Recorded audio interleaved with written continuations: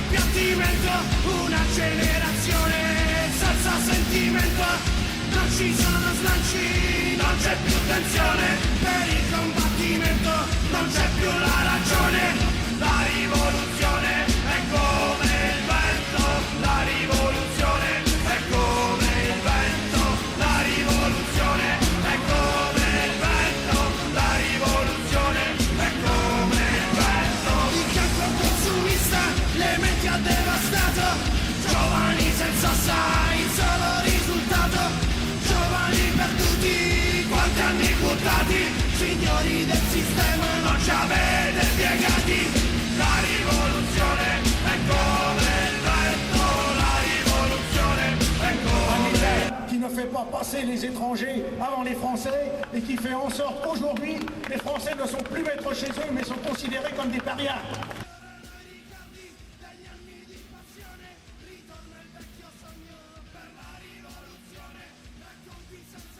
Donc là on est devant la statue de Sainte Jeanne d'Arc auquel on a rendu hommage comme tous les ans avec cette année donc beaucoup de délégations étrangères, des Grecs, des Espagnols, des Allemands, également des Anglais qui sont venus aussi de Russie pour rendre hommage à la pucelle d'Orléans. Donc on a manifesté comme d'habitude depuis la place Madeleine jusqu'ici, sans trouble a priori, avec pas mal de slogans qui ont résonné dans les rues de Paris tels que Français réveille-toi, tu es ici chez toi ou la France aux Français qui sont rarement entendus. À proximité de l'Elysée évidemment on a scandé Hollande démission et puis la seule solution qui nous paraît alternative, à savoir la révolution. D'accord, ok. Est-ce que tu penses toi que la révolution est possible? Alors en tout cas on l'appelle, on l'espère. Ouais. Je pense pas qu'elle soit possible aujourd'hui cet après-midi. Oui bien sûr. Mais comme le disait Joseph de Maistre, l'instant le plus silencieux c'est une demi-seconde avant que le baril de poudre n'explose. Excellent. Et donc on ne sait pas à quel moment elle pourra sauter, en tout cas on s'y dirige. Il y avait également une autre citation qui est plutôt une égérie du système, mais Gandhi qui disait par rapport à sa résistance, d'abord il vous ignore, ensuite il vous moque, ensuite il vous combatte et ensuite vous gagnez. Donc là si on se fie à ce qui se passe un petit peu en ce moment, on est plutôt dans la troisième partie, à savoir qui nous combattent. Donc il ne reste plus que la petite dernière étape, à savoir on gagne. Aujourd'hui, au bout de 2 siècles, nous voyons l'aboutissement délétère de ce minage, de cette destruction en sous-main et progressive de la France. Aujourd'hui, les destinées de la France, sous couvert du régime de leur République, est confiée à des personnes qui mettent en avant leur carrière personnelle, qui mettent en avant leurs intérêts particuliers, sans se préoccuper le moins du monde de l'intérêt de la France. Ce sont des sicaires, des stipendiés d'un magistère tout autre, le magistère qui a remplacé l'Église catholique en 1789 et qui a nom la franc-maçonnerie et, par-dessus tout, son inspirateur, le judaïsme politique. Ouais. Bravo. Autrement dit, nous placer sous le signe de Jeanne d'Arc, fêter et honorer Jeanne d'Arc, c'est vouloir rendre la France à son destin et à sa tradition millénaire. Plus encore, la France, ayant toujours été le moteur de l'Europe, en bien comme en mal, Jeanne d'Arc concerne toute l'Europe. Nos camarades espagnols, britanniques, grecs, allemands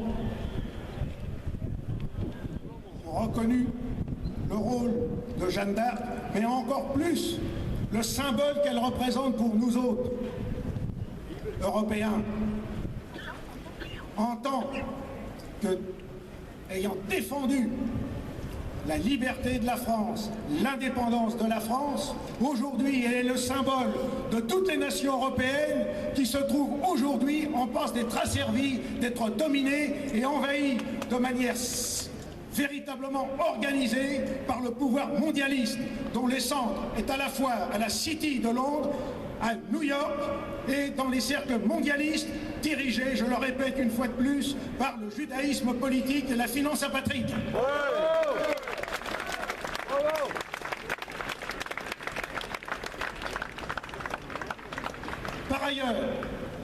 l'enseignement de Jeanne d'Arc est un enseignement fondamental, car Jeanne d'Arc nous apprend aussi que l'État que nous devons restaurer et que nous devons rétablir en France, nos camarades rétabliront dans leur pays, dans leur nation. C'est un État qui doit donner à chacun ce qui lui est dû. Selon la sentence latine, sum cuique tribuere.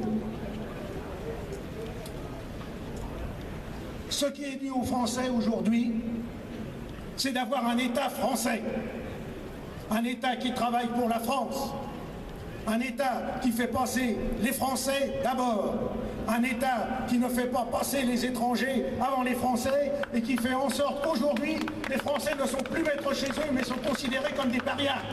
Bravo ! Bravo ! Un pouvoir au service des Français, un pouvoir au service du bien commun national. C'est un pouvoir qui ne se met pas au service de l'étranger, qui ne s'engage pas dans des guerres internationales, qui ne sème pas le chaos dans des pays qui n'ont rien demandé, qu'il s'agisse de la Libye, qu'il s'agisse de la Syrie, qu'il se soit agi auparavant de la Serbie. Il nous faut un gouvernement véritablement au service de la France et non pas un gouvernement au service des forces maçonniques et notamment du CRIF en France qui inspire toute la politique française. Il suffit de regarder tous ces laquais, tous ces sicaires, tous ces gens qui nous détruisent, qui se pressent au dîner du CRIF tous les ans, car il faut y être pour être adoubé par le système. Bravo, bravo.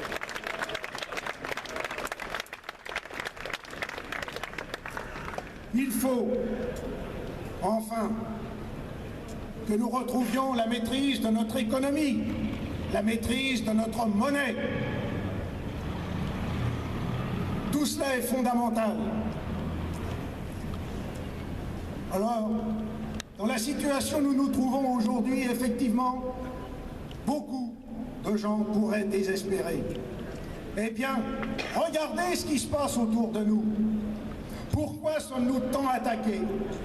Pourquoi nos camarades d'Aube dorée se sont retrouvés en but à des assassinats, à des emprisonnements arbitraires?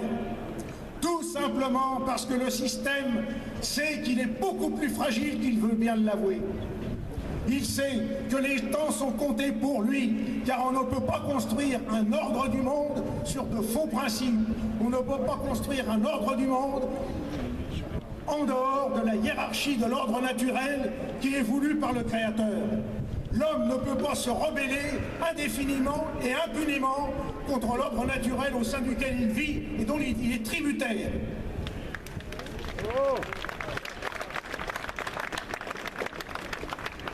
Nous le voyons bien. Nos sociétés se fragilisent de plus en plus. Et c'est pour cette raison que l'on renforce les forces de police. Mais on renforce les forces de police, vous le remarquez, beaucoup plus contre les nationalistes, contre les Français non reniés, les Espagnols non reniés, contre les Grecs non reniés, contre les Allemands non reniés, contre les Russes non reniés, contre tous les Européens non reniés, que contre les envahisseurs. Le pouvoir de la subversion, qui actuellement est au Vatican et qui soutient l'invasion de l'Europe, montre que même l'Église catholique romaine est aujourd'hui infiltrée et qu'elle-même, elle est en train de saper les propres bases de son existence. Eh bien, plutôt que d'y voir des sources d'inquiétude, nous devons y voir des sources d'espérance et des signes d'espérance. Lorsque Jeanne d'Arc est arrivée en 1429 à Chinon, tout semblait désespéré. Et pourtant, en quelques mois, la situation s'était retournée. Comme le disait Charles Maurras, le désespoir est sottise en politique. Aujourd'hui, Nous n'avons pas de Jeanne d'Arc parce que nous ne sommes plus assez croyants.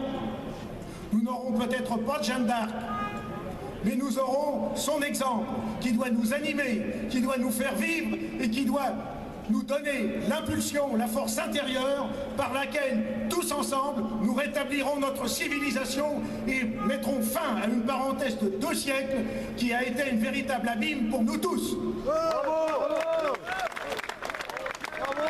Et je terminerai par un signe, et il ne faut pas négliger les signes. Dernièrement, l'anneau que portait Jeanne d'Arc à son doigt et que les Anglais et surtout les collaborateurs de l'époque français lui avaient enlevé, se trouvait outre-Manche depuis 1430. Il est revenu dernièrement en France. Eh bien, il faut y voir le signe avant-coureur d'événements extrêmement importants qui vont se préparer. Nous en voyons déjà les signes et nous savons que il faut que nous nous dépêchions de nous former, de nous organiser, car les temps du combat, les temps décisifs approchent. Et c'est grâce à vous tous, nationalistes français, amis et camarades étrangers d'Europe, grecs, allemands, espagnols, belges, danois, scandinaves, italiens, russes, que nous parviendrons à rendre l'Europe à la première place qu'elle n'aurait jamais dû quitter. L'Europe a été le phare du développement de la civilisation, elle doit le redevenir et nous sommes le fer de lance de cet avenir qui va nous permettre, en nous sauvant nous-mêmes, de sauver en même temps l'ensemble de l'humanité. Bravo! Bravo!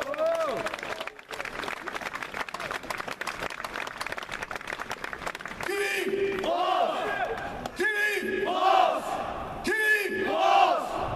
Je vous remercie.